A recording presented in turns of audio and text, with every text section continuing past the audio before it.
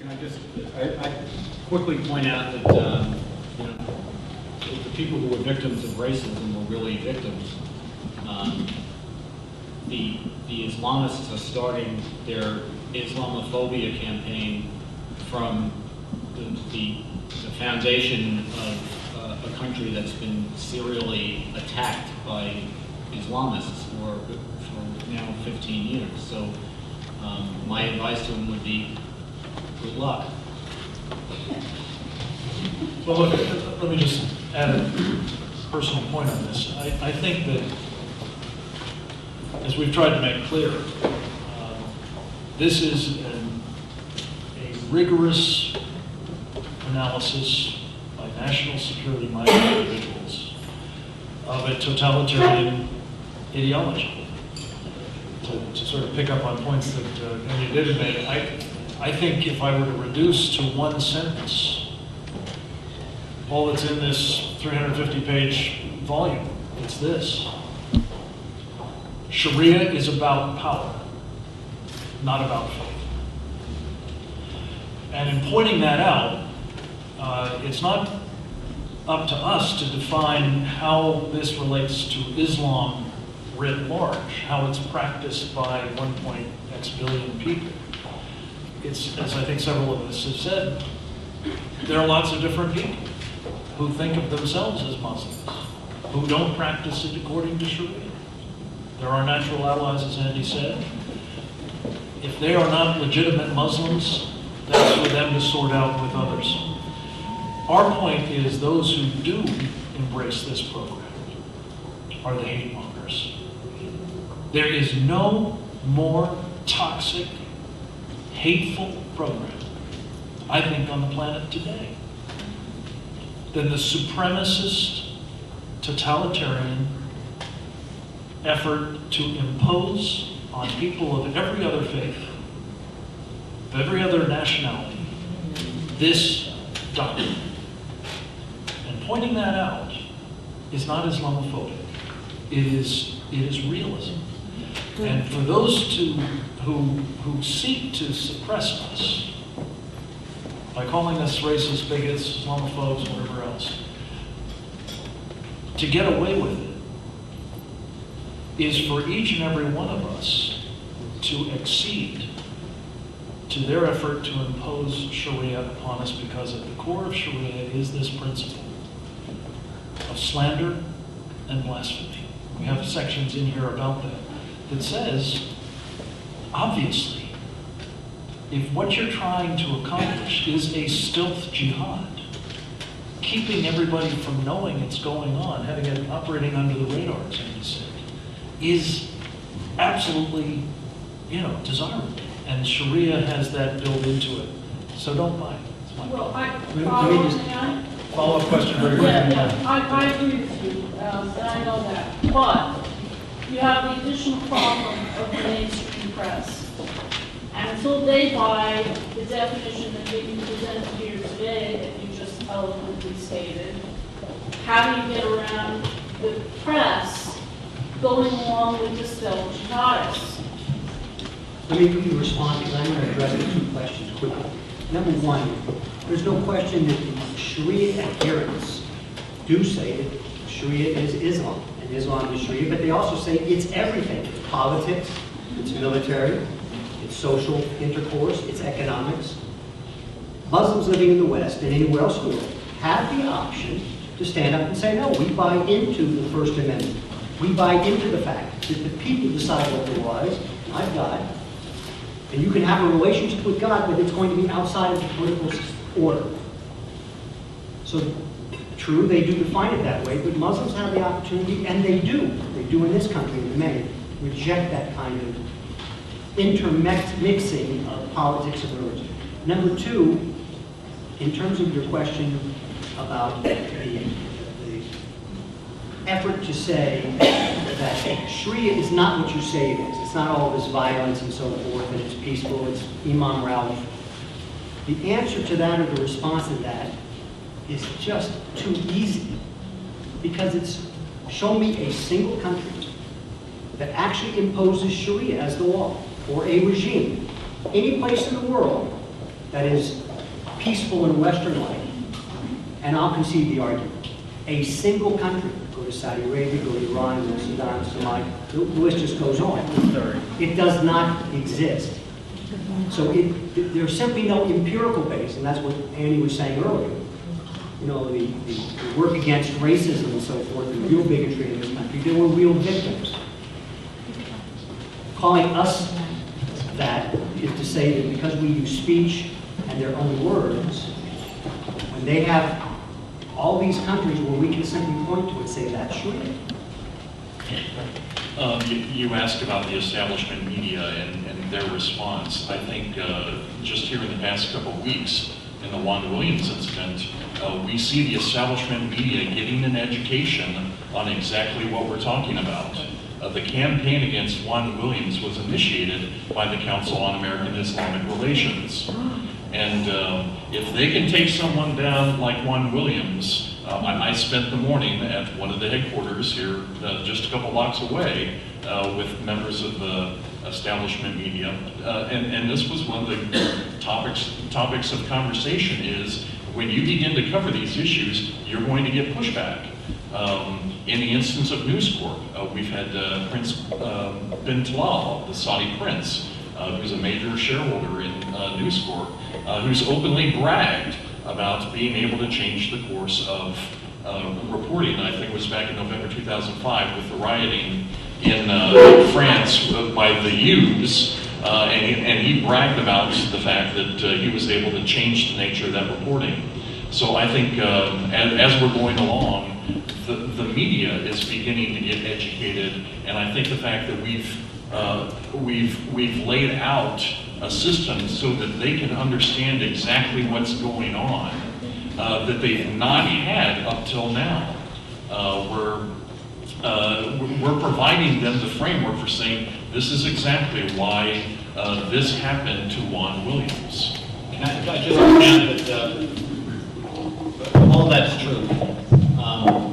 On the other hand, what Juan Williams got drummed out of was NPR. But a serious point. You can't be afraid of the big bad mainstream media. They are out of touch. If the goal is to get them to catch up to the truth before the rest of the public does, then we might as well stop now, because it's futile. What we need to do is convey the truth to the American people, and they will bring along the media and the political leaders and everyone else. And when I hear stuff like this, I'm kind of reminded of the old story about the woman on the Upper West Side who couldn't believe that Nixon beat McGovern because everyone she knew voted for McGovern. I mean, you know, what was the fallout of the Juan Williams thing? Juan landed on his feet. He's going to be fine. And people were talking about, why don't we defund NPR? And that's a result of what the public thinks about this. So I think the worst thing we can do is get intimidated about what the media thinks about it, or even consider what an uphill battle it is to bring the media around. The public is with us on this issue.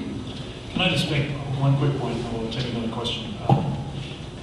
As Patrick said, this effort to connect the dots is meant in no small measure to provide top cover for politicians, for members of the media, for academics, for elite opinion shapers, to speak the truth without fear of being branded as racist and bigots, because we're able to say, read the work that underpins this, namely the references, the citations, the texts, and so on. It's right there.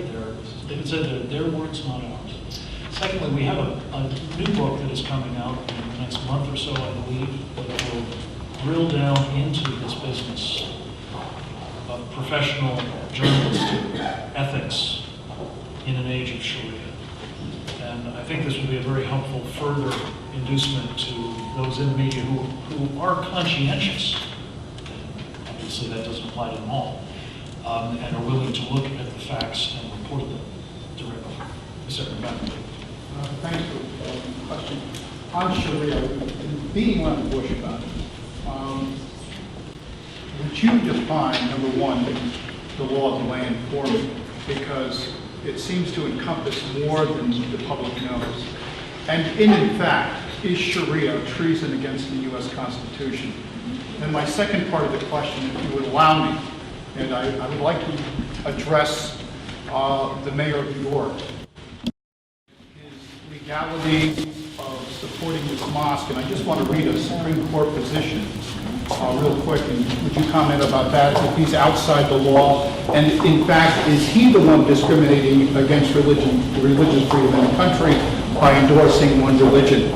Supreme Court position, when the government puts an official approval on a particular religion, it conveys a message of exclusion to all who do not adhere to the favored beliefs. A government cannot put us on a belief that all persons are created equal when it asserts that God prefers some. That's Henry Blackmun, Supreme Court Justice. Thank you.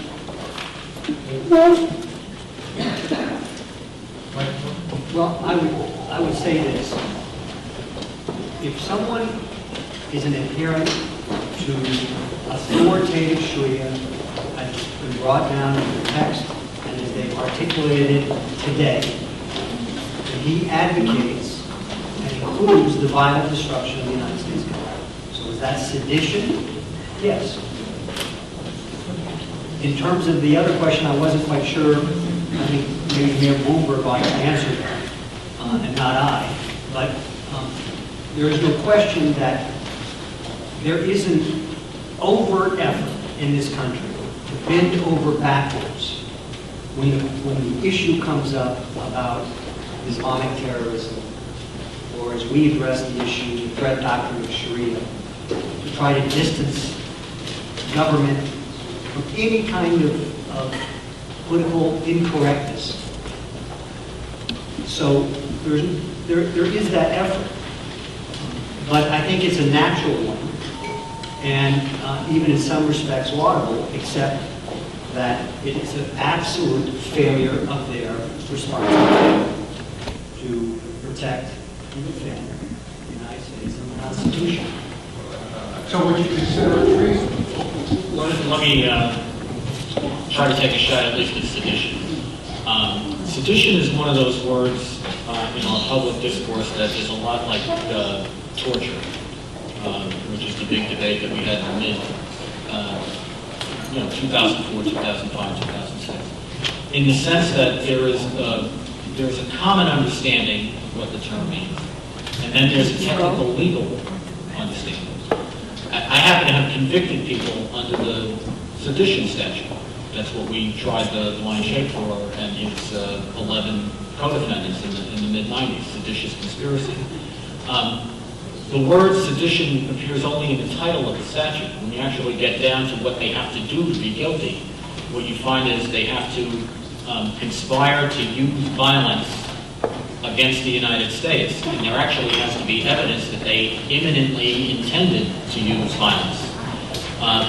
The reason for pointing this out is twofold. Number one, the Supreme Court and Congress, particularly since the 1960s or so, have made it very difficult to take action against ideologies unless there is a potential for imminent attack. So it's very hard for the law, at least in its current evolution, to target people who want to overthrow the United States but are not threatening to do it by violence. They are a group that sort of defy our law as it currently exists. Secondly, I always like to try to bring this back to first principles. We're a body politic. We are not a body legal. We're not a juristocracy. And I read all these things about legal measures. The Sharia, this idea in Oklahoma to ban Sharia, that's fine with me. I don't think courts should be using any kinds of international or foreign law to interpret the constitutions of the states or the federal constitution. But take something like banning the burqa. In a society that works correctly, It's the public that pulls the law along, not the other way around. And I think the principal benefit of this exercise is as an educational tool for the society to understand what the threat is and to meet it in every way that we can meet it in society. That doesn't necessarily mean that we ought to start banning anything. Because if we start banning elements of Islam, the natural outcome of that, and this happened in Canada already, is to say, well, no religion gets any beneficial treatment, because in order to be fair and equal, we have to treat everybody with the same basic hostility. And I don't think we want to go there. If the society understands what Sharia is and what it wants to do in the United States, we won't have to ban nothing. Because people will understand what the threat is, and that ideology will be marginalized. And that's what we need for purposes of our security, I think. Not a bunch of laws that ban this, that, and the other thing because the society is ready to go there. Thank you. I think we've got time for one last question. Isabel? Yes, fine. I'm not Carol with the Realism. I've been writing since 2002. I believe we've missed two large segments of the population in the United States that would be most helpful. One, of the 900,000 Jews that were exiled from Arab lands, 500,000 landed in the United States. These are people that are unbacked. I know numbers of them who have been turned away by the FBI by the language requirements they would have met, but the federal government always turned away the Jews. But we could use them. They are able and they're ready, they're fluent, and they want to be activated. The second body are all the people from Eastern Europe that were displaced from the old Soviet Union. This is another 100% block that would be for us. Books are great. I write. I'd love to get my ideas out there. But we need boots on the ground. When Obama came into office, the office holders, the new office holders, were flooded by people offering employees to the new office holders. Choose interns, choose assistants, and they were Muslim books. Well, we have new people coming in. We have new people on the federal level, we have new people on the state level, we have new people in the courts and the legislatures. These people have to have playbooks. They have to have employment books. And if we are a small group here, we have a much larger group that we're over here. Thank you. Very good question. I think for all of us, one of the issues that is of great concern is the extent to which, as Patrick mentioned in his remarks, the FBI has not been as robust, shall we say, in confronting this challenge. I think that's been, generally speaking, less true at the field agent level than higher up the food chain. But one of the reasons why that's so, at any level in the FBI, why I think there's been this indifference to the obvious value of people like you just mentioned, who have the requisite language skills, but are less likely to bring some very negative baggage with them than might others who have those skills. It is identified in a fabulous chart that David Boyd put together for us on page 155 of the book, which I commend to you. This is a result of one of our colleagues, Steve Coughlin's efforts to provide at least a crude quantitative methodology for tracking the phenomenon we've been talking about of information dominance. And he used, as you see in the left-hand column, the 9/11 Commission report as the starting point for this analysis. The 9/11 Commission report, after 19 jihadists, adherents to Sharia,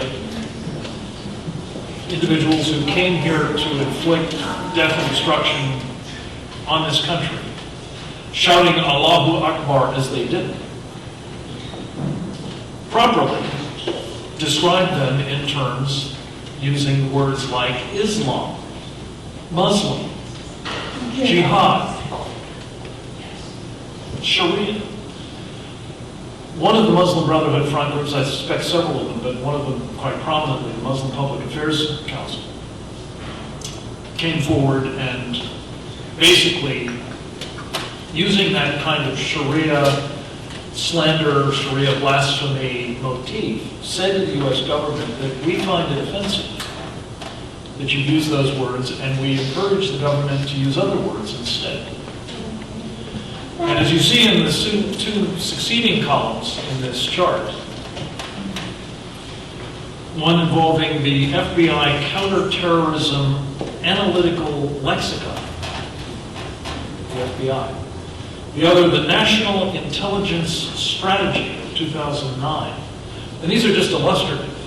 You can go to the National Security Strategy promulgated by the White House, or most recently the final report on the Fort Hood massacre.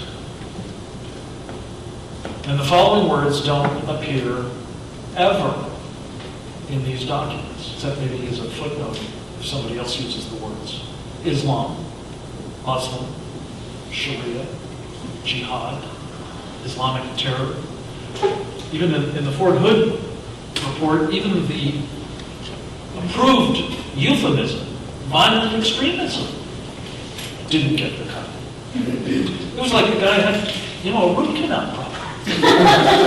And it's funny, except that this is evidence of an influence operation that has massively succeeded because it denies us the understanding of the enemy, and it makes infinitely more difficult the job of those whose duty it is, sworn duty it is, to protect us. Sun Tzu said 5,000 years ago, if you don't know the enemy, you cannot defeat him. And this is the kind of evidence that we're not knowing them as we should. Now, I'm going to have to stop because we've kept you a lot longer than probably all of you bargained for. I want to thank David Yerushalmi and McCarthy and Patrick Poole.